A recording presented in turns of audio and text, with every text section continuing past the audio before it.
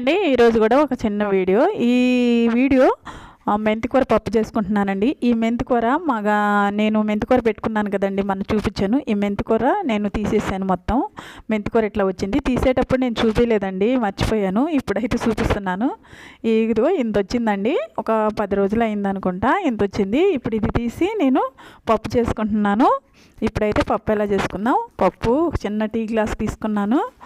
ఇంకా tea glass తీసుకొని ఒక టమాటా, కొన్ని పచ్చిమిర్చి, తర్వాత ఈ మెంతికూర కూడా నీళ్ళల్లో వేసి శుభ్రంగా కడిగేసుకున్నాం. అంటే ఇది మనము చేతులతో తీసాం కదండి, మన ఇంట్లో తీసాం కాబట్టి నీట్గా తీసుకుంటున్నాం కదా, అందుకని కడిగాను.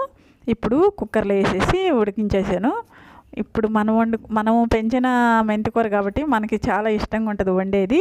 ఇప్పుడైతే నేను పప్పులో వేసి పప్పు తాలింపు వేసేసానండి. అందరికీ తెలుసు పప్పు తాలింపు అనేది ఆయిల్, జీలకర్ర, ఆవాలు, ఎండుమిర్చి, ఇంకా కరివేపాకు, ఎల్లుల్లిపాయలు వేసి పప్పు తాలింపు వేసేసాను. ఇప్పుడైతే గిన్నెలోకి తీసుకుంటున్నాను. పప్పు చాలా బాగుంటుంది. మెంతికూర పప్పు అందరికీ తెలిసి బాగుంటుంది, ఆరోగ్యానికి కూడా చాలా మంచిదని.